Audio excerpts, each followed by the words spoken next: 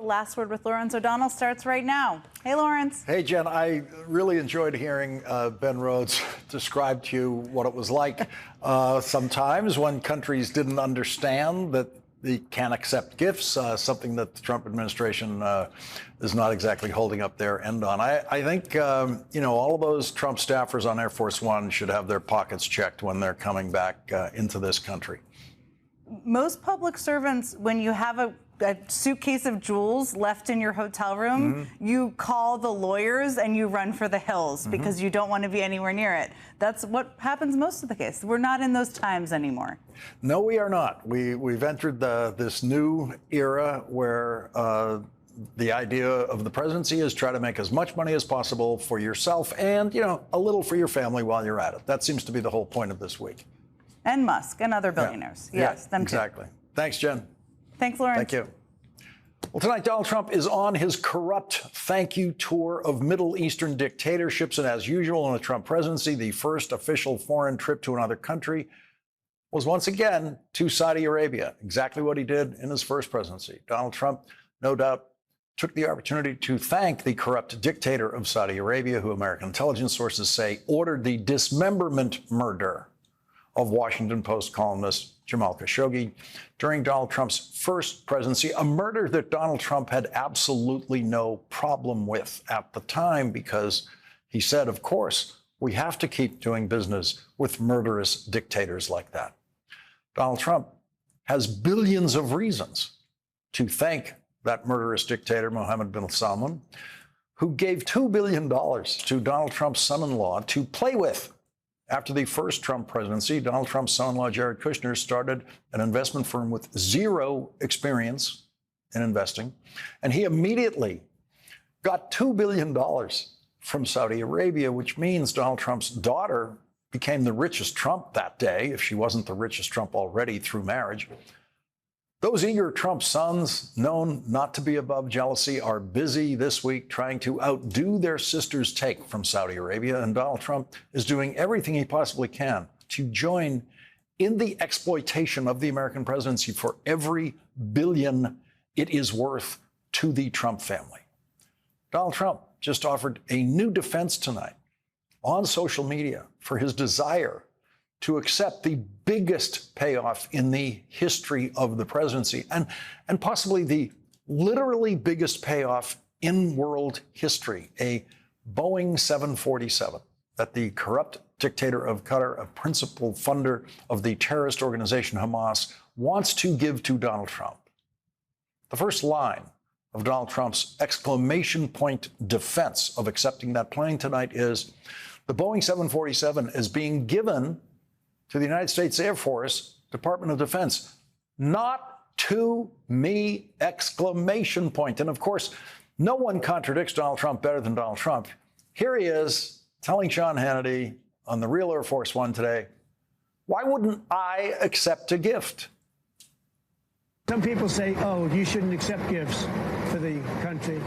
My attitude is, why wouldn't I accept a gift? We're giving to everybody else. Why wouldn't I accept a gift? He didn't say anything about the Air Force accepting a gift there. Why shouldn't I accept a gift? Donald Trump knows the Air Force part of the arrangement is a complete fraud. Donald Trump wants that plane so that he can have his own private 747 after he leaves the presidency. Donald Trump has already arranged for the Air Force to simply give that plane to the Trump Presidential Library. The Trump Presidential Library will obviously be a slush fund for Donald Trump's personal use. Contributions to the library surely will be solicited to pay for the jet fuel Donald Trump will use to fly himself around in that Boeing 747 for the rest of his days. It's all about Qatar giving a plane to Donald Trump for his personal use after the presidency. That's what it's for. That's what it's about. And Donald Trump knows that. And the dictator of Qatar knows that. And that's why Donald Trump said, my attitude is, why wouldn't I accept a gift? Donald Trump is, of course, famously too stupid to keep his conspiracy story straight. The man is just too stupid to observe the theory of the conspiracy and say to Sean Hannity, my attitude is, why shouldn't the Air Force accept a gift? It's a 13-year-old 747, no longer good enough for the Emir of Qatar, where no one dares object to the dictator giving the plane to the author of the Muslim ban in the first week of the first Trump presidency. In Donald Trump's social media posting tonight, he insisted that the 747 is free in capital letters. But that is another one of those Trump lies in capital letters. When someone gives you a gift that you then have to spend several $100 million to make usable, or $1 billion, or $2 billion to make usable, that is not free. Every one of those billions of dollars it will take to make that plane a usable Air Force One will come from American taxpayers. NBC News reports, quote, converting a Qatari-owned 747 jet into a new Air Force One for President Donald Trump would involve installing multiple top-secret systems, cost over $1 billion, and take years to complete. Accepting the 13-year-old jet would likely cost U.S. taxpayers hundreds of millions of dollars over time, noting that refurbishing the commercial plane would exceed its current value of $400 million. The project might also not be completed by the end of Trump's term in 2029. The only company that could properly convert a 747 to use as Air Force One is the only company that has ever done it, Boeing. Donald Trump was very proud of the deal he made with Boeing during his first presidency to produce 2 new 747s to replace the current 747s used as Air Force One. Boeing has run into literally billions of dollars in cost overruns on those 747s and is years behind schedule on delivering them. Should Boeing now stop the work on the real 747s to then take on the project of rehabbing a 13-year-old 747 to serve as a so-called new Air Force One? It cannot be done. It will not be done. It won't happen. Donald Trump's dream of getting that 747 through the corrupt scheme he has come up with will not happen. There is too much pressure on it already. There is too much Republican opposition to that corrupt scheme already. I'm not a fan of Qatar. I think they have a really disturbing pattern of funding theocratic lunatics who want to murder us, funding Hamas and Hezbollah, and that's a real problem. I also think that the plane poses significant espionage and surveillance problems. So we'll see how this issue plays out. But I certainly have concerns. We probably ought to pass a law that requires the federal government to buy everything from and in the United States of America. I think this would be a good opportunity to do that. And I can think of other things, and I bet the president can too, that Qatar can do to be helpful to us. If they'd like to be helpful, they could start by rooting out the Islamic radicalist terrorists who they shelter. I can assure you there will be plenty of scrutiny of whatever that arrangement might look like. There are lots of issues around that I think will attract very serious questions if and when it happens. It's not going to happen. But America and the world are going to have another clarifying picture of Donald Trump emerge as the most corrupt president in history, desperately trying to obtain literally the biggest payoff in history. That image of Donald Trump being supplied entirely by Donald Trump's own stupidity comes immediately after Donald Trump has delivered to all Trump voters and to the world the very clear image of President Scrooge, as Republican strategist Karl Rove called him, after weeks of Donald Trump exposing his stupidity about tariffs and Christmas and Barbie dolls, the crazy Trump worldwide trade war that he is in the process of abandoning has exposed just how stupid Donald Trump is about who pays tariffs and how harmful the Trump tariffs are to all Americans and to Christmas in this country. The Trump tariffs are going to fade away. But the way Donald Trump defined himself in his mad pursuit of his failed trade war should become a dominant image of Donald Trump to the majority of Americans. And the obvious corruption of Donald Trump's sure-to-fail corrupt scheme to get himself a 747 will also live long after Donald Trump gives up on his mad dream of his 747 built for a dictator who funds Hamas. There's no such thing as blood money for Donald Trump. Oh, no. Hamas did what they did on October 7th in Israel, murdering hundreds of Israelis with the full financial backing of the dictator who wants to give Donald Trump a 747, the dictator who Donald Trump wants to accept a 747 from.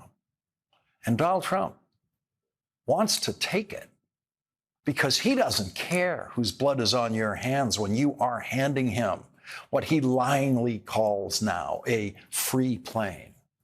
This is a humiliation tour of the Middle East for Donald Trump, but he's too stupid to know it. Every previous president who ever visited with a Middle Eastern leader, beginning with Franklin Delano Roosevelt during World War II, has done so with dignity and never once suggested to any of those leaders that they could buy a president's affection and loyalty with anything. And so every one of the dictators who will be shaking Donald Trump's hand in the Middle East this week will be looking down at him as someone who lives beneath them, as someone who takes their secondhand junk, their secondhand toys. The President of the United States, who last week was telling American kids how many toys they could have for Christmas, is now humiliating himself with those Middle Eastern dictators by showing them just how much he covets their toys. If I had to name the worst lie Donald Trump has told, it was the one he told about 9/11 in his first presidential campaign, where on the debate stage in South Carolina, Donald Trump told the lie that he lost, quote, hundreds of friends on 9/11. I immediately tweeted that Donald Trump lost 0 friends on 9/11. No one else in the news media even noticed that lie. The next morning on Meet the Press, Donald Trump, possibly chastened by my tweet, which he used to read religiously in those days, reduced his hundreds of friends to many friends. No one on Meet the Press called him out about that lie. I immediately tweeted that that was a lie. Again, no one else in the news media cared or noticed it. Donald Trump lost 0 friends on 9/11. Donald Trump tried to steal the grief of thousands of people who lost loved ones on 9/11. He tried to steal that grief in South Carolina, where he assumed everyone there will think that as a New Yorker, he must have lost friends on 9/11. No. 0. Donald Trump attended 0 9/11 funerals. Donald Trump is now cutting funding for first responders on 9/11 who are suffering the life-threatening health consequences of the toxins that they inhaled after that event, cleaning up Ground Zero. Many of those first responders have died of cancer. The 9/11 families have released a message to Donald Trump tonight saying, we know the president is enthusiastic about Saudi economic investments in the United States, but the 9/11 families will not stay silent while the Saudis keep denying their involvement with the terrorist attacks that destroyed our families, said Terry Strada, national chair of 9/11 Families United. The president may want us to move on, but there is no chance of that happening until the Saudis cease their decades-long lies about the role that their agents and institutions played in the murder of our loved ones. A 747 is the physically biggest hunk of corruption Donald Trump, or anyone else really, has ever trafficked in. But in dollar terms, $400 million for a 13-year-old plane, in dollar terms, it's nothing compared to what Donald and his sons are up to now. Our first guest tonight, Eric Lipton, reports in the New York Times that in the weeks preceding Donald Trump's trip touring Middle East dictatorships, his sons have, quote, pursued a blitz of family money-making ventures capitalizing on their father's name and power, each seemingly trying to outdo the other. It is a rush to cash in that involves billions of dollars, a luxury hotel in Dubai, a second high-end residential tower in Jeddah, Saudi Arabia, 2 cryptocurrency ventures based in the United States, a new golf course and villa complex in Qatar, and a new private club in Washington. In many cases, these new deals promoted over the last week will personally benefit not only Eric Trump and Donald Trump Jr., but also President Trump himself. Other reporting in the New York Times says, quote, it is unclear what foreign policy goals, if any, will be advanced on this visit. And Donald Trump made clear today, we may never know what Donald Trump does for whom on this trip. Oh, what I do for the Crown Prince. Leading off our discussion tonight is Eric Lipton, New York Times investigative reporter. Eric, thank you very much for joining us tonight. I struggle to keep up with what you have so carefully been reporting in the New York Times and diagramming about this web of business interests that Donald Trump and his sons are pursuing. What are you watching as he moves through the week in the Middle East? Well, he's kind of matched his own family business ventures in the Middle East and the countries that he's picked. Those three nations that he's going to in Saudi Arabia and United Arab Emirates and Qatar are three of the most active spots for both cryptocurrency and real estate ventures that the Trump family is currently pursuing. So it seems impossibly coincidental that he is landing and visiting with the leaders in the same nations where his sons are pursuing billions of dollars worth of deals. And his son, Eric Trump, just left Qatar, and he was also in the United Arab Emirates just a few weeks ago, both announcing the $2 billion investment from the United Arab Emirates and World Liberty Financial, and then also a new tower in Dubai with a Saudi-based real estate company and a multi-billion-dollar project in Qatar that's funded by the government of Qatar. So this is just a few weeks ago that Eric Trump was basically in the same nations that his father is now. And while his dad is not currently announcing deals there, he is helping build the Trump brand, which his sons are selling and profiting off of. And those profits financially benefit the president himself as well.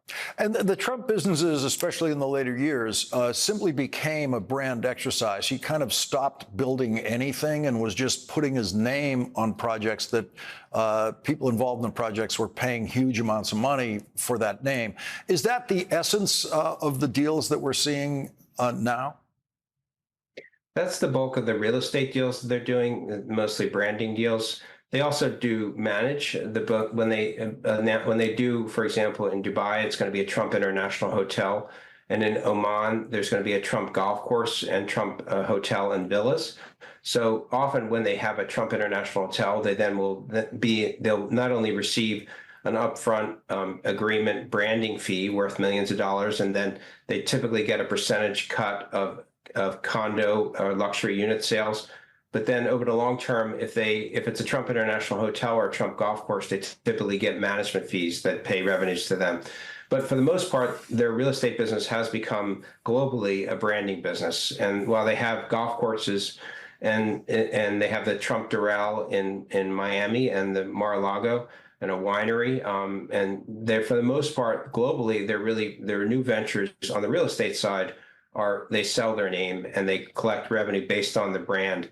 And it's not surprising that they're selling in the parts of the world where they're the most popular. In the Middle East, in Vietnam, they're not selling, there is a project in Serbia, but that's the only project in Europe. And they're more popular in that part of Europe than in, the core of Western Europe. And the first Trump presidency, during the transition, we all remember the big press conference, so-called, at Trump Tower in Manhattan, where they brought out stacks of paper, pretending that those stacks of paper represented some sort of written agreement that prevented Donald Trump from in any way engaging in any aspect of the family business, and the boys would just take care of everything. There was a sense then that they had to at least pretend that they weren't trying to profit off the presidency. They skipped that part this year. Well, that document was signed in January 2017 when the president was starting his first term. And he designated all of his LLCs to his two oldest sons, who continue to be the trustees. But the thing that never happened, and through his first term as well, was that he was still the financial beneficiary of most of those LLCs. So, for example, the Mar-a-Lago, the club that he has in Palm Beach, or the Trump Doral, or the hotel in Washington, he was still receiving financial benefits. And we could see that in his annual financial disclosure report. And he never signed away the financial interest. He signed away his leadership interest in the companies, and that still continues to be the case. The big distinction in his second term is that in the first term, they agreed not to do any new international deals. In this time, they are racing to find as many international deals as they can. And not only are they doing international deals, but they're doing deals with foreign countries. In Serbia, they're planning to build a hotel on land that's owned by the government of Serbia. In Oman, they're currently building a project on government-owned land in Oman. In Qatar, they have a project that's backed by the government of Qatar. And in UAE, they have $2 billion of government-backed funds that are going into their crypto company, World Liberty. So they're actually doing deals with foreign governments that Trump is having to interact with as president and set foreign policy at the same time as he's directly engaging with them and profiting from them as a business person. I want to get a last word from you before you go about the cryptocurrency business that Donald Trump is now in, and how it's an international operation and that money is coming into him that is just going straight in. This is a method of putting money straight in his pocket. It's pretty extraordinary. I mean, they have overnight become one of the largest issuers of stablecoins in the world. They have more than $2 billion in deposits, most of which come from the government of Qatar. At the same time, they're selling a meme coin that has 220 people participated in effectively an auction to get the right to have dinner with the president, which is going to take place next Thursday at his golf course in Virginia. And a number of them, as we investigated, some of the bidders were foreign entities that were trying to ask the president for policy changes that would benefit their company. So they were paying money directly to the family of the president and the president himself in order to gain access to the president to try to influence United States policy. It's a pretty unusual situation. There aren't many precedents for that in American history, but that's what Trump has been doing through his family in recent weeks. Eric Lipton of the New York Times, thank you very much for starting off our coverage tonight. Thank you. Coming up, our next guest says Donald Trump is engaging in, quote, corruption on an epic scale. Democratic Congressman Jamie Raskin will join us next.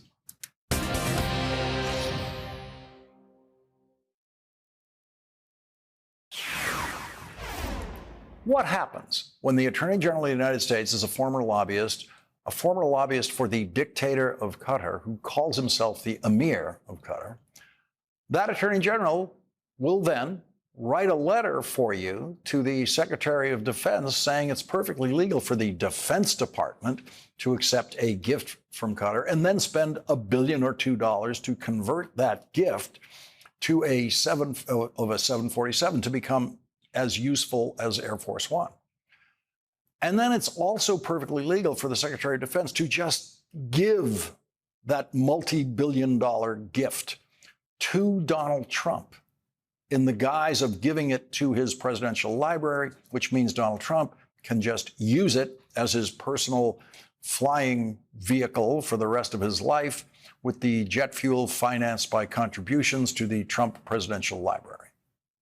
The Washington Post reports that the dictator of Qatar has paid Donald Trump's, quote, Attorney General, FBI Director, and head of the Environmental Protection Agency, among others, to lobby or consult on behalf of the country and its royal family. A Washington Post review of Foreign Agents Registration Act filings and disclosures found the president will end his trip in Abu Dhabi, where his family's cryptocurrency venture, already at the center of allegations of corruption, is increasingly intertwined with Middle Eastern investment. Last week, an investment firm backed by Abu Dhabi said it plans to plow $2 billion into the venture. Joining us now is Democratic Congressman Jamie Raskin of Maryland. He is the ranking member of the House Judiciary Committee. And Congressman Raskin, I worry that the simplicity and the obviousness of the literally physically biggest payoff in history, a 747, will take enough attention that the real big money, cash in the pocket payoffs, cryptocurrency and otherwise, might not get the focus they deserve. Well, that's right. But just because you're robbing a bank in broad daylight doesn't mean you're not robbing a bank. And he's clearly robbing a bank. Look, we've got to use this as the teaching seminar for all of America about how utterly unconstitutional this arrangement is. And for some reason now, this flying grift or Con Air Force One, as some people are calling it, has caught the public eye and the public imagination, and it's really broken through. People understand that the President of the United States, without the consent of Congress, cannot be collecting hundreds of millions of dollars in gifts from foreign states or governments. The framers drew a very bright line on that. The exception is if you go to Congress and you ask for Congress's consent to do it. Donald Trump's hero, Andrew Jackson, actually went to Congress to ask whether he could keep a gift from Simon Bolivar that he loved. And Congress said no, and Andrew Jackson turned it over. Abe Lincoln went to ask whether he could keep some beautiful elephant tusks that he got from the King of Siam in the middle of the Civil War in 1862, and Congress said, thanks for coming, you're doing a great job, but no, you can't keep them, turn them over to the Department of Interior. So at this point, with the Republicans incensed and outraged, with public anger growing, we've got to, in unison, say, Donald Trump, bring your putative gift, your proposed gift, to Congress, and we will debate it there. And you can make your case on why you think it doesn't compromise national security, why it doesn't undermine public integrity. We'll have witnesses on different sides, and Congress will decide it. And that's what we've got to do with all of his crypto investments and his meme coin and so on, because these are just open, gaping gulfs within which they're funneling money from foreign governments directly to the Trump family and to Donald Trump himself. To stick with the plane thing, just to game it out a couple of steps here, the deal for the new 747s was on the order of $3 billion, and Boeing's already spent $5 billion trying to make those planes and hasn't been able to deliver them yet, years in overruns and cost overruns. So apply that to the Amir's 747, which basically needs the same treatment. It needs to be stripped down and rebuilt as Air Force One, which will take years. It'll also take, possibly the way Boeing is going now, at least a couple of $2 billion, which would have to come from Congress, wouldn't it? Yes, of course. And look, all of the members who I trust most on matters of national security, like Jim Himes from Connecticut, say this is an absolute disaster as a national security move, and it will cost hundreds of millions of dollars to basically deconstruct and reconstruct that airplane. So Donald Trump says it's going to save us money. How is it going to save us money? We're not getting rid of the one we already bought that is being commissioned for use as the new Air Force One. We're just going to have to invest hundreds of millions of dollars more for this one that maybe he gets to use for a year or a few months before he leaves office. But it's basically a gift from Qatar and the American people to Donald Trump, violating both the Foreign Emoluments Clause and the Domestic Emoluments Clause, because the framers in their wisdom also said the president is limited to his salary in office and cannot collect any other money for personal purposes from the federal government or from the states. Congressman Jamie Raskin, what was the Abraham Lincoln example again? I need to use that. It was the King of Siam. There were just some elephant tusks. Okay. So yeah. I don't know how much money. Maybe they were worth $1,000, $500. Who knows? But Congress wouldn't let them have them. That's what we need. If we really want to know the history of this, we need to turn to Jamie Raskin. Thank you very much for joining us tonight. You bet, Lawrence. And coming up, politically suicidal. That's what one Republican senator calls the Trump budget bill that will cut Medicaid and take health care away from a total of 13 million people. That's the Trump plan. That's next.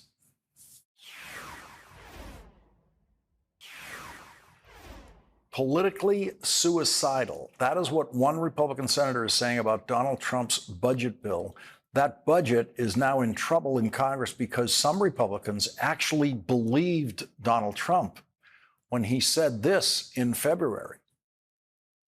Social Security won't be touched, other than if it's fraud or something. We're going to find it's going to be strengthened, but won't be touched. Medicare, Medicaid, none of that stuff is going to be touched. Nothing. You don't have to.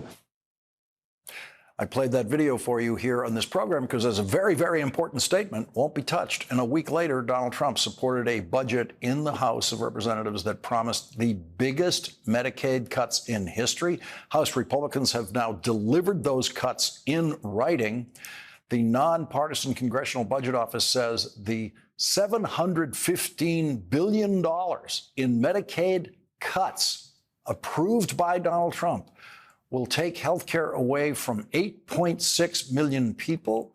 The Republican plan, Donald Trump plan, will also take health care away from millions more people by not renewing an expiring health care provision, so that the total number of people who will lose health insurance coverage under the Republican Trump plan is now 13.7 million, according to the Congressional Budget Office. The only legislative opportunity the Congress realistically has to extend that expiring health care provision is in this Trump budget bill, and the Republicans have deliberately decided to not include an extension of that expiring provision in this bill, which is standard legislative procedure for expiring tax provisions in such legislation.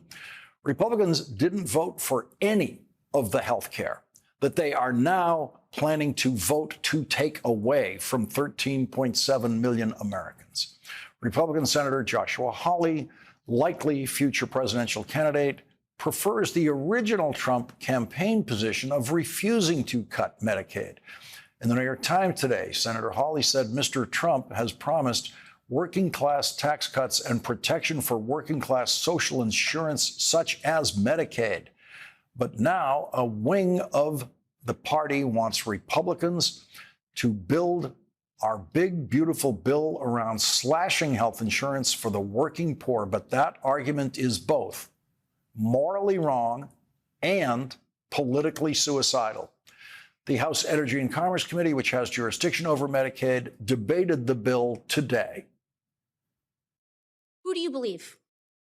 The people who are trying to cut this, not, by the way, to cut from quote unquote undeserving people to give to deserving people, but they are cutting these Medicaid care and these Medicaid dollars to pay for tax cuts for Elon Musk and billionaires. So this money isn't even going towards funding better care for people who are eligible. This money is going, and we are cutting money and healthcare from people and families who are suffering to pay for tax cuts for the rich. It is a crime happening in front of the American public right now, and I yield back. Joining us now is Democratic Congressman Brendan Boyle of Pennsylvania. He is the top Democrat on the House Budget Committee, and he's a member of the Ways and Means Committee. Congressman, thank you very much for joining us. So we finally have it. We have it in writing. This is exactly what they're doing. They're cutting Medicaid in the biggest way we've ever seen.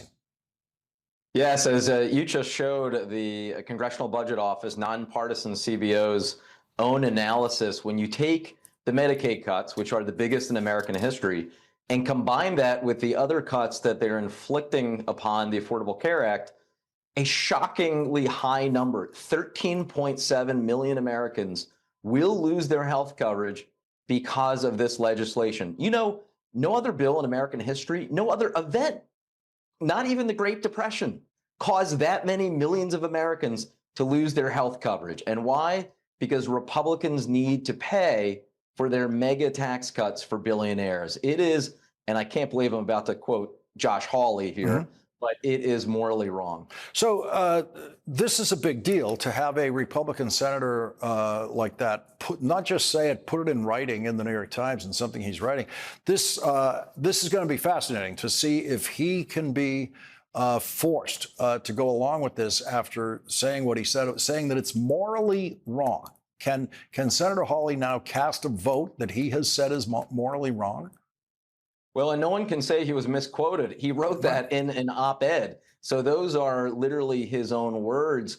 I don't know, given that, how he could possibly reverse himself. The question is, will enough House Republicans do something that they know is politically unbelievably unpopular?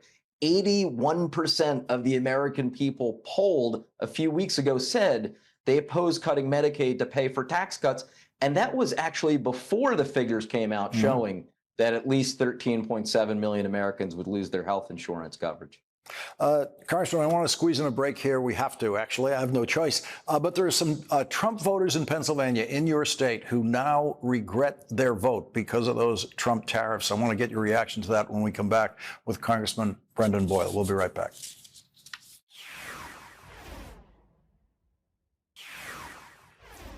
Everyone's scared. That's the headline in the Pennsylvania Independent today, detailing how the state's coffee roasters are feeling because of Donald Trump's tariff war. The Pennsylvania Independent reports some coffee shop owners in Pennsylvania said they've already seen their expenditures and consequently the prices they charge their customers rise because of tariffs. Those owners can't shift their sourcing to the U.S. because the U.S. simply can't grow enough coffee beans to meet the demand. An email to the Pennsylvania Independent, a National Coffee Association spokesperson, noted that the overwhelming majority of coffee that Americans drink comes from outside the country. The association spokesperson said just 1% of the country's coffee comes from Hawaii and Puerto Rico.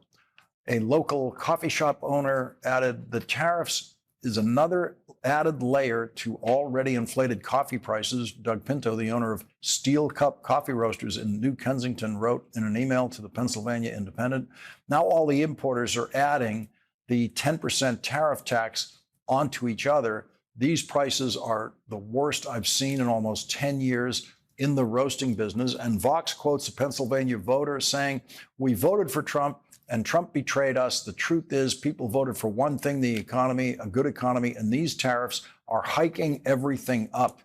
Democratic Congressman Brendan Boyle of Pennsylvania is back with us. I'm sure you saw that article. And big surprise, our coffee doesn't come from around here. Yeah, it shows you just how unbelievably stupid some of these tariffs are. Like tariffs on an island that is only inhabited by penguins. I mean, there are times when placing a tariff on a certain good from a certain country is warranted. Mm-hmm.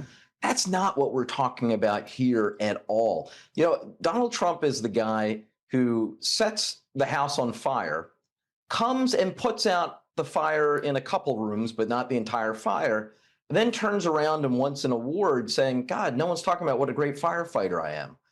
Please praise me more. Mm-hmm. And then, of course, that you add on to that the level of corruption that we're seeing, where now countries basically are lining up not to do good for the American people, but to personally line the pockets of Donald Trump and his family in order to get better prospects. And the coffee example shows you why we have never imposed blanket tariffs before.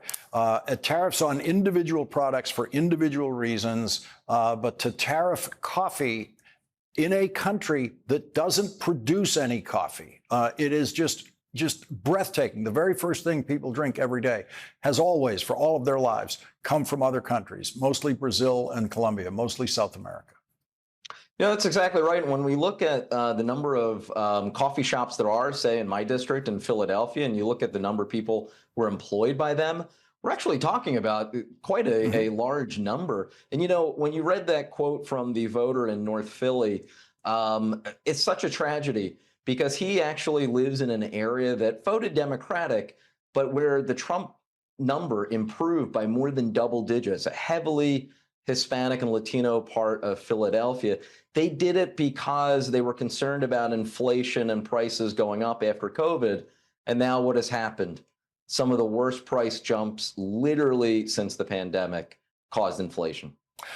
What's going to happen to those same voters when they start finding out about Medicaid, when they start seeing members of their own family lose health care coverage?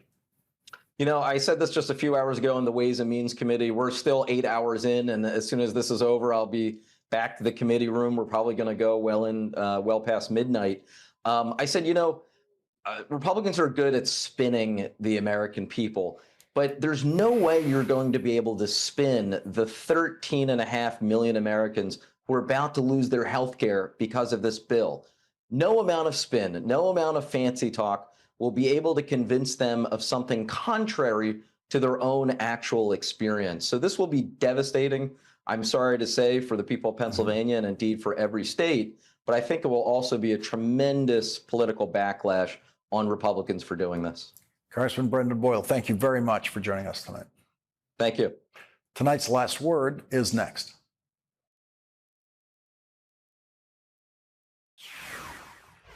What was at stake for North Carolina was really what was at stake for Americans. It's this idea of when we have elections, do candidates who lose respect the outcome of those elections, or do they engage in gamesmanship to try and change the rules after the election? That was North Carolina Democrat Allison Riggs on this program last Wednesday after her Republican challenger conceded the election. She won by 734 votes in November. Today, Justice Riggs was sworn in for an 8-year term. In the last 6 months of this fight, many of you thanked me for my commitment and energy in this fight. It was never an option for me to give anything less. I learned from the people who fought, bled, and died for the right to have a democracy where we all get to be heard. And the reason I was able to stand resolute, not discouraged and not intimidated, was because I knew that I stood arm in arm with you, protecting that precious fundamental right to vote. I will uphold the rule of law and the Constitution without fear or favor. And I will always, always stand up for your rights and freedoms. Thank you.